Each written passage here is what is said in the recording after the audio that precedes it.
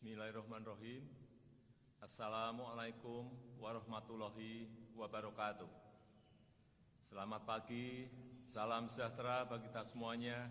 Om Swastiastu, Namo Buddhaya, salam kebajikan. Yang saya hormati para Menteri Kabinet Indonesia Maju, yang saya hormati para pimpinan DPR yang hadir, yang saya hormati Ketua Forum Rektor Indonesia 2019, Profesor Yos Johan Utama, yang saya hormati Rektor IPB, Ketua Forum Rektor Indonesia terpilih 2020, Profesor Dr. Arif Satria, yang saya hormati para Rektor perguruan tinggi negeri dan perguruan tinggi swasta dari seluruh Indonesia, yang saya hormati Gubernur Jawa Barat, hadirin dan undangan yang berbahagia. Bapak Ibu yang saya hormati, dalam laporan Bank Dunia yang diumumkan tanggal 1 Juli 2020 yang lalu, Gross National Income per kapita Indonesia naik dari posisi sebelumnya $3.840 Amerika Serikat menjadi $4.050 Amerika Serikat. Dengan demikian, posisi gross national income Indonesia naik dari lower middle income menjadi upper middle income country. Capaian ini patut kita syukuri bahwa kita berjalan ke arah yang benar, bahwa kita harus terus melangkah maju menuju ke negara berpenghasilan tinggi dengan mengedepankan keadilan sosial bagi seluruh rakyat Indonesia. Bapak Ibu yang saya hormati, menjadi negara berpenghasilan tinggi bukanlah hal yang mudah. Banyak negara-negara dunia ketiga yang sudah puluhan tahun, bahkan mendekati 1 abad, hanya berhenti sebagai negara berpenghasilan menengah. Artinya, mereka terjebak pada middle income trap. Itulah yang tidak kita inginkan. Pertanyaannya, apakah kita mempunyai peluang untuk keluar dari middle income trap? Saya jawab tegas, kita punya potensi besar. Kita punya peluang besar untuk melewati middle income trap. Kita punya peluang besar untuk menjadi negara berpenghasilan tinggi. Tetapi semua itu butuh prasyarat. Kita butuh infrastruktur yang efisien. Ini sudah mulai kita bangun. Kita butuh cara kerja yang cepat, yang kompetitif, dan berorientasi pada hasil. Ini yang terus kita upayakan. Dan kita butuh SDM, sumber daya manusia yang unggul, yang produktif, yang inovatif, yang kompetitif. Disinilah posisi strategisnya pendidikan tinggi, yaitu mengembangkan ilmu pengetahuan dan teknologi, mencetak generasi muda yang produktif dan kompetitif, yang selalu berjuang untuk kemanusiaan dan untuk kemajuan Indonesia. Bapak Ibu yang saya hormati, perlu saya tegaskan bahwa tugas mulia tersebut tidak bisa dilakukan dengan cara biasa-biasa saja. Kesempatan kita sangat sempit. Tidak bisa hanya dilakukan dengan rutinitas saja, tidak bisa hanya dengan cara biasa-biasa saja, apalagi hanya disibukkan dengan administrasi saja, tidak bisa. Kita harus berubah, kita harus mengembangkan cara-cara baru, mengembangkan strategi baru, yang smart shortcut, yang out of the box. Saya paham bahwa permasalahan pendidikan tinggi sangatlah kompleks. Saya paham. Saya paham ada ribuan anggota Forum Rektor Indonesia, FRI, dengan kemampuan yang bervariasi. Ada yang sudah berkompetisi di kelas dunia, tetapi ada yang masih berjuang dengan kekurangan dosen, yang perpustakaannya tidak layak, yang ruang kelasnya tidak memadai. Saya paham. Justru karena itulah kita harus mengembangkan cara-cara yang luar biasa. Pandemi COVID-19 telah memberikan pelajaran berharga bagi kita. Krisis telah memaksa kita untuk mengembangkan cara-cara baru, membangun norma-norma baru, membangun standar kebaikan dan kepantasan yang baru. Kuliah daring yang selama ini sangat lamban dijalankan, sekarang sangat berkembang.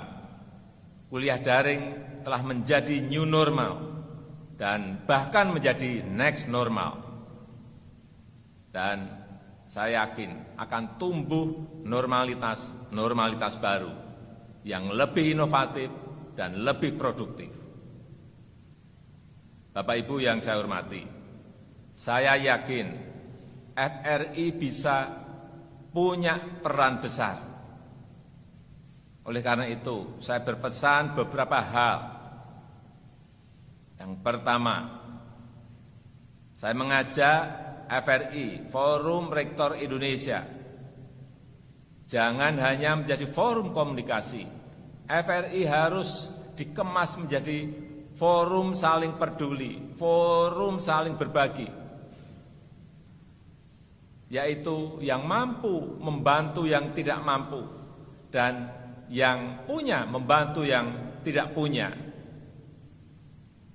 Berbagi pengalaman secara daring, berbagi kurikulum dan silabus, berbagi koleksi perpustakaan secara daring, berbagi dosen dan perkuliahan secara daring untuk maju bersama, memajukan seluruh mahasiswa di seluruh Indonesia. Ini saya meyakini bisa dilakukan oleh FRI. Kedua, saya mengajak para rektor dan FRI untuk memfasilitasi mahasiswa agar bisa belajar kepada siapa saja. Sekali lagi, bisa belajar kepada siapa saja. Mahasiswa tidak hanya belajar kepada dosen, tetapi mahasiswa juga belajar kepada pelaku industri, kepada wirausahawan, kepada praktisi pemerintahan, kepada praktisi hukum, dan kepada para pelaku lapangan lainnya. Agar mahasiswa bisa menangkap perubahan yang dinamis, perubahan dunia yang dinamis, yang dipicu oleh disrupsi dan hiperkompetisi yang terjadi sekarang ini. Di era disrupsi dan hiperkompetisi sekarang, dunia berubah sangat cepat. Banyak hal yang belum sempat dibukukan sudah berubah di lapangan. Banyak karakter kerja yang tidak bisa ditangkap hanya melalui membaca, tetapi harus mengalami pengalaman nyata. Itulah pentingnya memerdekakan mahasiswa agar bisa belajar kepada siapa saja. Ketiga, saya mengajak perguruan tinggi lebih aktif bekerja sama dengan industri, termasuk kerjasama dengan kawasan industri terdekat.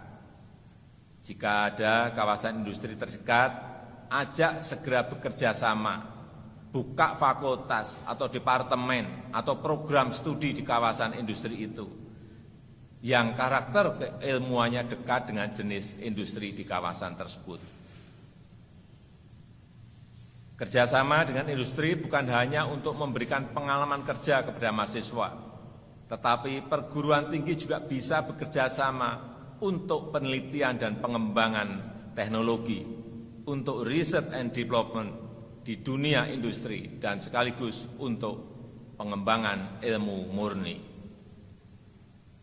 Terakhir, dan ini yang terpenting, pendidikan tinggi harus memberikan perhatian besar kepada kesehatan fisik dan kesehatan mental mahasiswa.